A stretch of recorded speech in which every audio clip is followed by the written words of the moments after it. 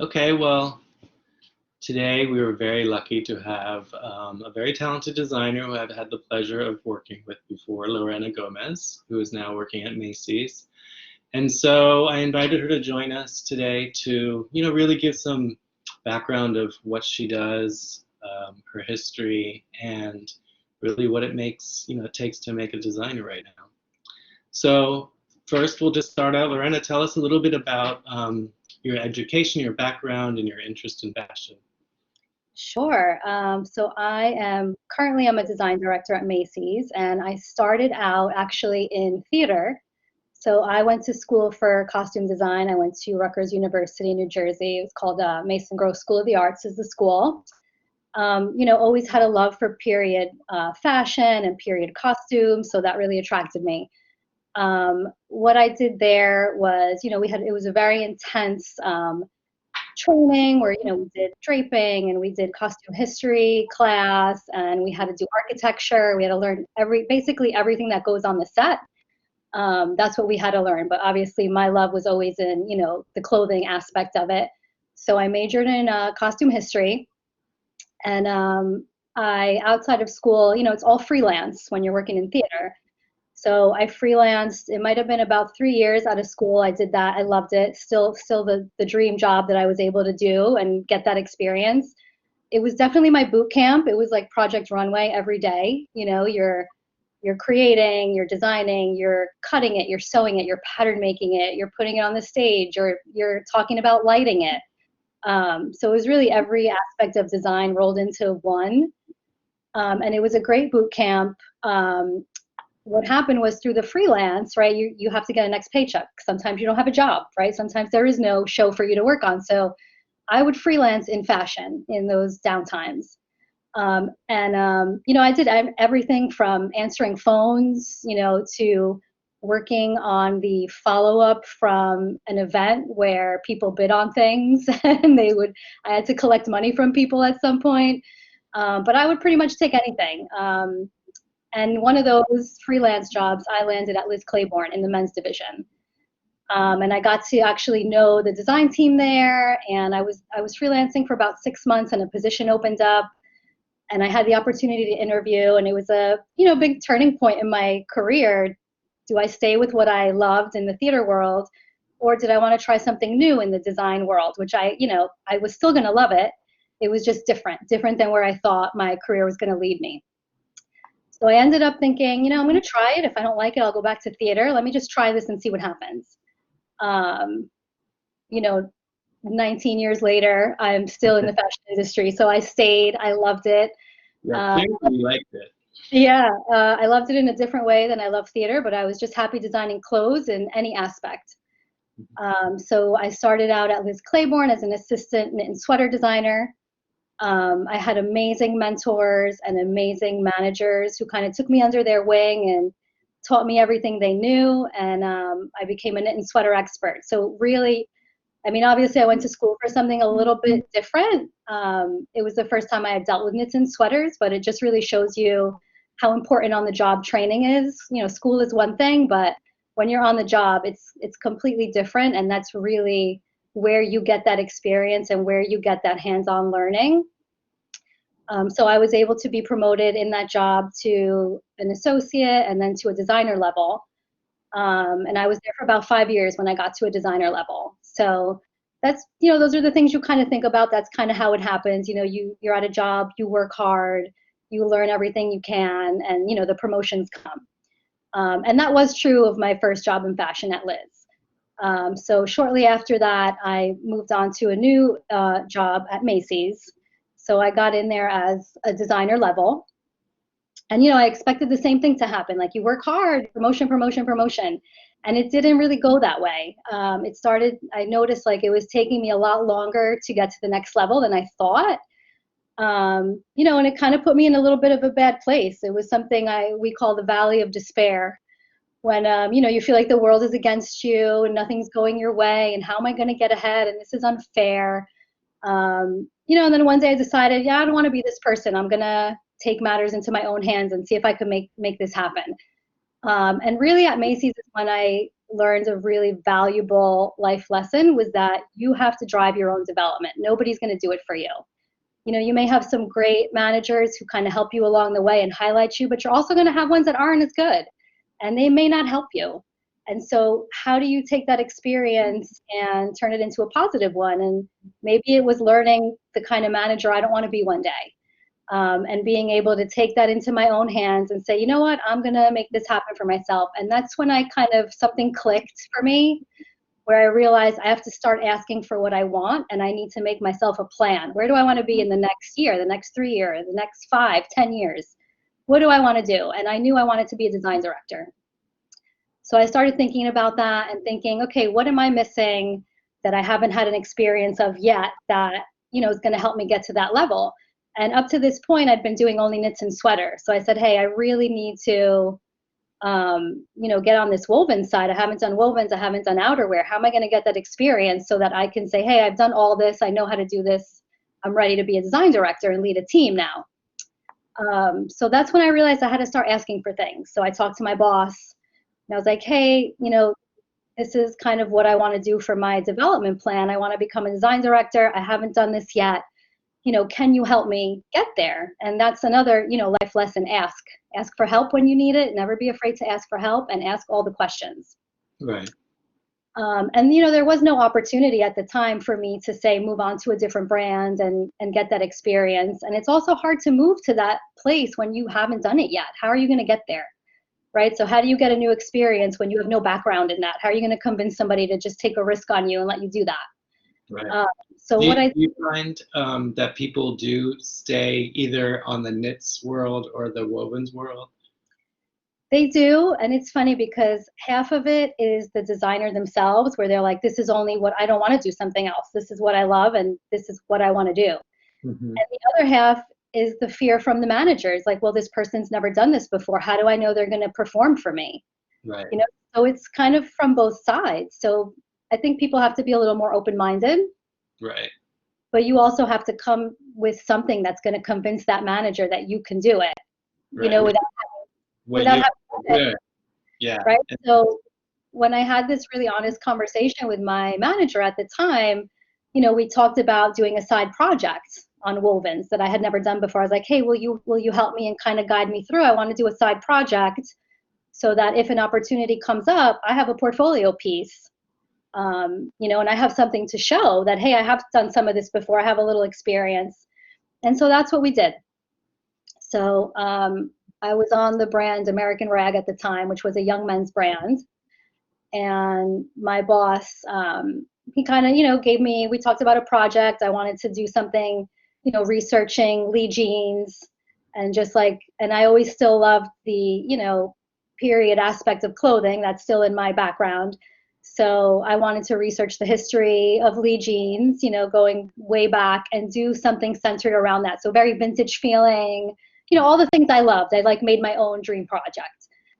So I designed a capsule collection with denim and plaid wovens and pieced wovens, and it was really fun. But through that, right, I had to learn fabric because, again, I haven't worked on wovens before. So I went to all the experts on my men's floor. I went to my fabric expert and I said, hey, I'm working on this project. Can you kind of help me on the side and sort of guide me through what I'm trying to look for? I want, you know, a denim shirting weight. I need a bottoms weight. And so he kind of showed me the area in his fabric, you know, room that he had. Like, this is where all the denims are. This is the shirting weights. So then I would go pick through what I liked and I'd talk to him about it. And I'd say, hey, this is what I'm thinking for this shirt. What do you think? What is this weave? How is this constructed? And he would teach me. And so it's like literally going to every expert you possibly can find and getting that learning somehow. I went to a friend of mine who worked on another men's team who I knew was an expert in cadding wovens. So I said, hey, will you sit down one day and teach me how you cad your wovens, how you figure out the widths of the stripes and how you figure out the construction. So he showed me that. So then I cadded my wovens that I wanted to do for this project. So step by step, you know, take your time, but like go to every expert and take what you can learn. Right. So I did this and I had this great project that I loved. I was really happy about. My manager thought it was really good. And, you know, later down the line, a job opened up on another men's brand, Inc. And it was I was a senior designer by now, right? So some of these experiences already helped me move up. And a wovens, it was a senior designer for outerwear, but also over the wovens team. So specifically, I'd be designing outerwear, but I'd be over the suiting and the woven shirts. So my boss already had kind of highlighted me to the person who was hiring for that position, who also knew me. We had worked together before, and she was like, "Let me see your project." So that was basically my interview for that job, and she knew I was a hard worker. I had a good reputation, and now I had this wovens project. So that was enough for her to say, "Okay, you can move over to my team." And Wow. so we did that, and that's how I got that experience. Mhm. And it was from doing, an extra work on the side. I drove my own development. I pinpointed some things I was missing in my experience, in my learning, and in my designing.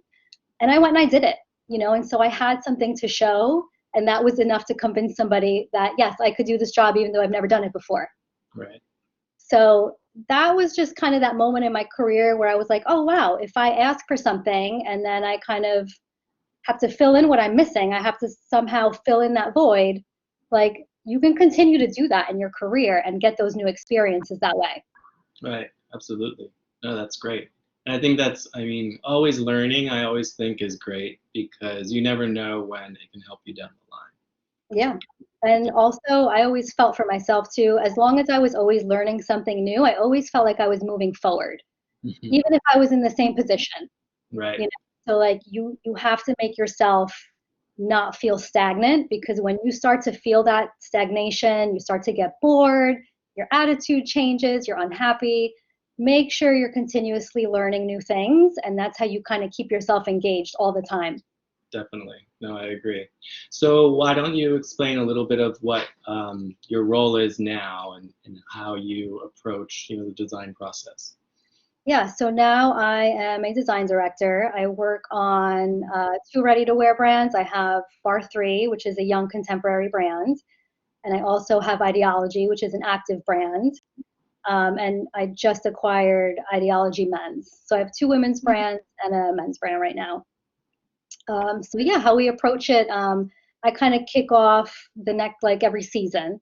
So what's our big concept? What are we going to go after? What's important? What's out there in the market? We start with runway, obviously, like what's coming down the runway.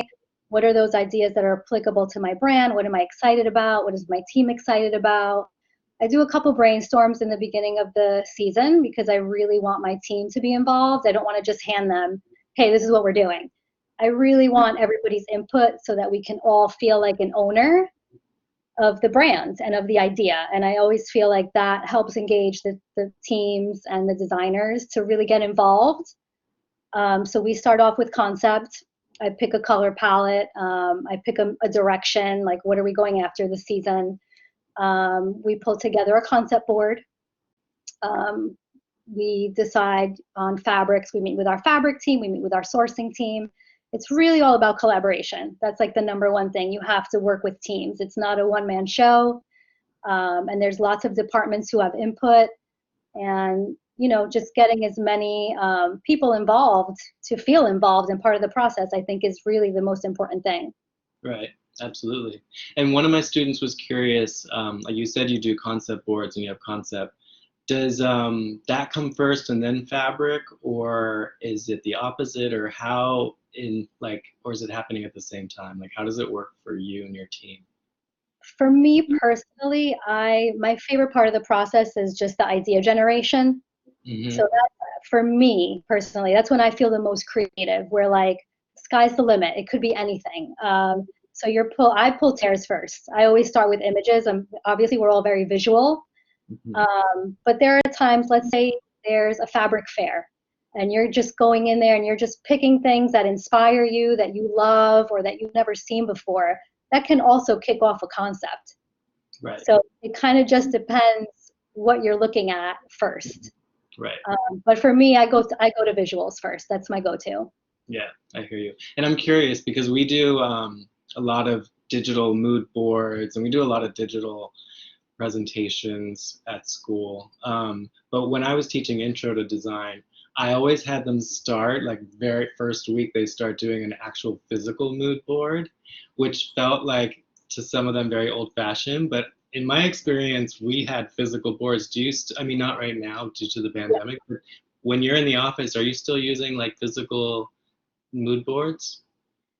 You know, it's funny, we did. So when I first started on the brand that I have now, about maybe 2 years ago, we did. We had physical. I would print out my tear sheets. I would mount them. I'd get some swatches, color chips. Right. And then like a year went by and we just started because like things started just moving faster. The brand I was on was moving faster. There almost wasn't even the time to do those three-dimensional boards anymore. Right. We ended up just printing out the entire board on the CAD sheet. Uh-huh. So we started doing boards that were 5 feet tall just for presentation purposes, so you could see from behind the room. Gotcha. And we would do them digitally and then blow them up to a 5 foot tall board size. Uh-huh. And we would just mount the entire board in one piece. Gotcha. And now that we're doing digital, everybody's working from home. Right. It's all. Everything's digital anyway, so it's hard to imagine that we'll go back to that. Yeah. No, I was thinking the same thing. It's going But to change a lot of the development process. yeah, I think so. And things just changed like very quickly. Yeah, absolutely. And now that's the norm now. Yeah, Mhm. totally. So speaking of fabric development and stuff, so you have your concept and you're working. Can you explain a little bit in terms of working with like the vendors and like how you pick fabrics and how it works with the factory? Yep. So right now, I do have a fabric team. So I'm going to actually share how I send them information. And again, we're all working from home, so we're not even in the office, but this is how it is now. So after I have that concept board, and there are images there that are fabrics as well, like even if somebody's wearing it, and maybe I should show you the concept boards first and then kind of show you step by step how I go. So I'm just going to share a screen right now. Share a file.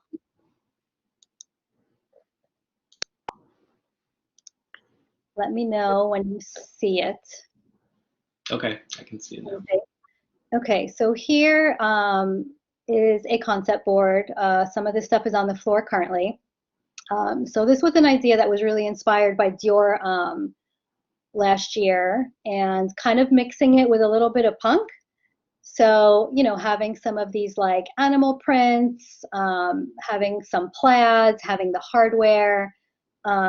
This down here is a fabric that's a clip jacquard. So you can see kind of like the fibers kind of stick out, giving it that kind of like a little bit deconstructed, a little bit of punk feeling, but it's still a dressy capsule. We have this very textured plaid and this Dior skirt down here. There's a burnout velvet. There's another more shiny velvet. We've got some sequins. So, October is when we normally will launch the first kind of holiday feeling collection. So lots of rich fabrics and shine. So this coming from the concept board, that already kicks off a fabric conversation for me. So I'm going to switch over now. How do I kind of go from here to now the fabric portion? So let me switch over. Give me 1 second. Okay. I'm going to share another document. Okay. Okay, can you guys see this? So this is not the fabric sourcing for the board I just showed you, but this is how I do it. This is for a newer project, but it's the same idea. So basically, after I would present that concept board in a meeting with all the different teams and just kind of show them like what I'm going after, what I'm thinking about, the concepts for the season, you might think, oh, well, everybody's in that meeting and they all heard what you said, so everybody should go off and do their job and get you what you need. Not exactly. So there's always a next step. So you want to follow up and you want to make sure that everything you need is clearly laid out for all the teams who need to do something for you. So this is an email follow-up that I would send after having that first concept meeting where I would literally take snips off that board I just showed and say, hey, these are the images I'm looking for. This is a lace idea. And being as specific as you possibly can so that you really get exactly what you want. Otherwise, there's too much room left for interpretation, so you have to be very specific. So here I just wrote lace, knit for crop tops and bodysuits. I need stretch here. And if, you may not know the colors at this time, but you might. So I just included color. I want black and this pink shock color to start. And then I just put a note in there. I know lace can have legal issues. I want to make sure we avoid that. So I don't know if this is something you guys have ever talked about, but lace layouts actually do have legal issues. So if you follow somebody's lace too closely, you can definitely get sued for that. Oh, wow. Yeah, so lace is very specific to layout. The next thing I have here is I want a neon bodycon fabric. So it's a knit. We had already started the research, but also something good to know is not every fabric can achieve neon dye. So there's very specific dye stuffs for very specific fibers that may or may not achieve what you want. So that's something I wanted to call out. Like, I want neon colors here. Fabric team, can you find me a knit that is great for bodycon, a good weight, it's going to hug the body, and it's not going to be sheer, but I need it to achieve neon color. So that's something you definitely want to tell your fabric team. The next thing I wanted was I want a bunch of different, I want to do a big story on leathers, and obviously we do faux leathers, we don't do real, but I want to do a big story on leather, and I want a lot of different types of leather, so I specifically put some pictures and really detailed out what I'm looking for. So faux leather or faux leather look, it could be a knit coated or it could be printed possibly. Need something with stretch for those extreme bodycon shine looks in dresses and bodysuits. Color, black, teal oasis. I may want more, and I listed the other colors I was thinking about. So here are my two images for those extreme bodycon, silhouettes that I really need a lot of stretch. This is how this should look. And then I also want faux leather. I want matte in colors. And then I listed, I want white, I want off-white, and then I listed all the colors I want, and I put a picture of the color standard with the code from the company it's from. Again, giving the most complete info you can possibly give. Next thing I wrote down was I want faux leather in a metallic finish. So that's this pink image down here, so they can see what metallic am I talking about? Because again, that could have many different interpretations if you don't include a photo. Right. So again, I gave them the colors, and then I wrote also patent faux leather in black. Can we get any crop textures in patent as well as solid? So really specific things, as specific as you can possibly get, because otherwise you may get a lot of different things that you're not looking for. Right. So that's kind of how I kick off the fabric process. And now in a digital world where everything is over email and you're not in person, and I cannot give my team a swatch that they can touch and see, I have to be extra clear when I'm emailing information. Gotcha. And then are they working, do you guys work with a sourcing agent? We have we have a sourcing team. And they go out to all the offices, and something that also has become new in the past, you would not know who your mills were. You'd have a vendor and there was no transparency. But something new that we have done and have been pushing for was we want complete transparency. We want to know who the mills are, and if we need to move to a different vendor, we can still use that mill. So our sourcing and fabric teams have really developed stronger relationships with the mills too. So yeah, it's different than it used to be. Yeah. One of my students was curious about things like minimums. Do you ever run over, I don't know with Macy's, but some of your brands are maybe smaller than the other ones. Absolutely. There are some big private brands at Macy's. I am not on any of those. I have the 3 very small brands, so we're constantly running into minimums. The good thing is my team is very aware of this, and we start thinking about this the moment we design. So we know if we love a fabric and we want to use it, I have to have partners. I have to do a blouse and a dress, or I have to do a dress and a pair of pants. Yeah. So if you want to keep that fabric, you better have your minimums covered. That's so great. we know that. If I want a contrast fabric, I'm making this up, I want a knit bodycon dress that's black with a pink inset belt and a black bottom, I better have a pink solid dress somewhere or a pink solid blouse. Otherwise, there's no way I'm going to be able to use that. So you Right. have to be thinking about those things. Great. Gotcha. Yep. Or the other thing we do is I'll go to one of those big brands and I'll say, hey, what, I can't afford the minimums on this metallic knit. Are you guys having any metallic knits? Can I tag onto your fabric? Like those are conversations we have.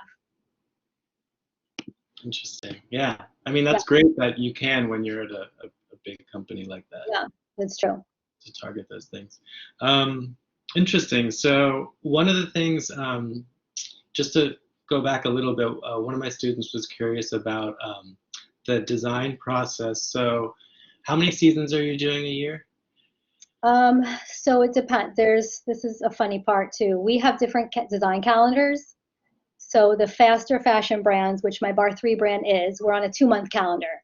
So 6 collections a year, right? For 2 months each. Hmm. And that's because we're faster. We want to be closer to market. Right. Um, there are other brands that are on a quarterly calendar. So my Ideology Active brand is on a 3-month calendar. So you have more time, but that one is specifically because our active fabrics, they're all long lead time. So they take much longer. And so Okay. we have to design 3 months at a time.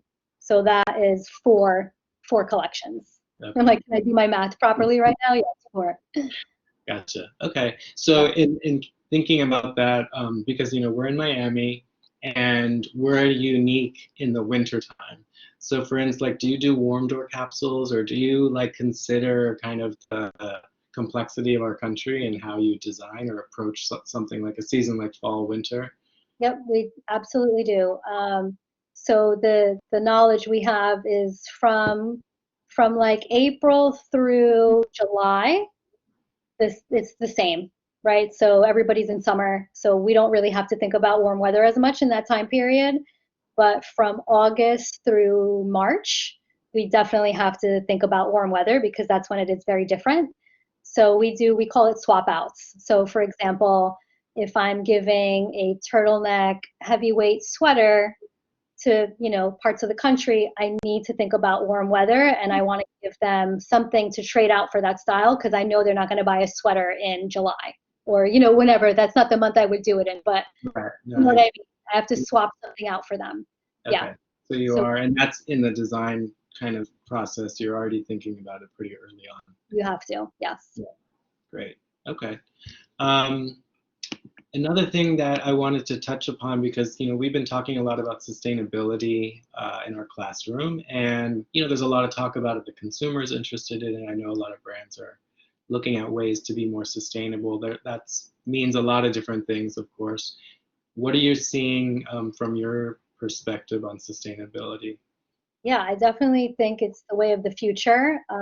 We actually have a sustainability committee at Macy's who is working on developing how we can start to play into that. Some of our brands are already using recycled poly and BCI cotton, and so it's not only in some of the fabrications. I think that's the first step is we can, ask our vendors, hey, can you send me any of your sustainable fabrics, or what accreditations do you have in sustainability? There's a lot of, testing that has to go on to make sure that these claims are true.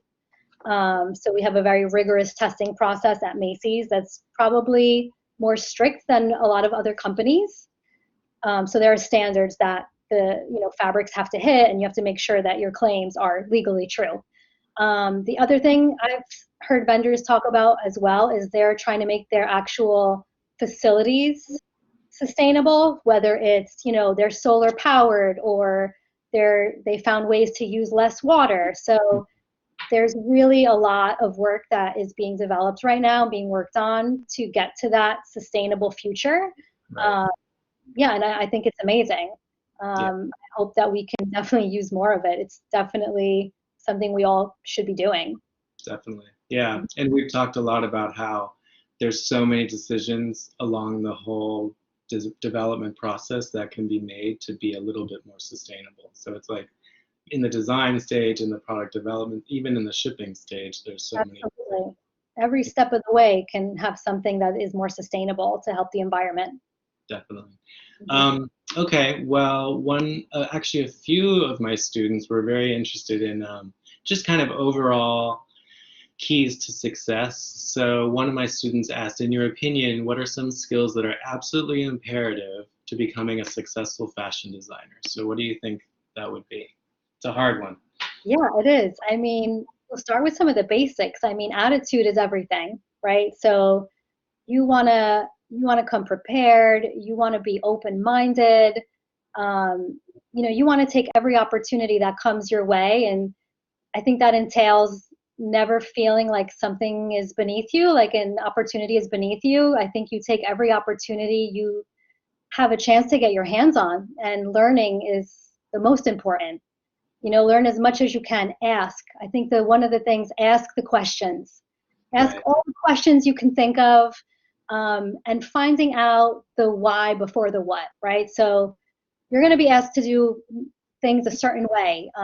You're going to be asked to follow certain procedures and certain processes, and understand why you're doing these things. Don't just do them and go through the motions because you were told.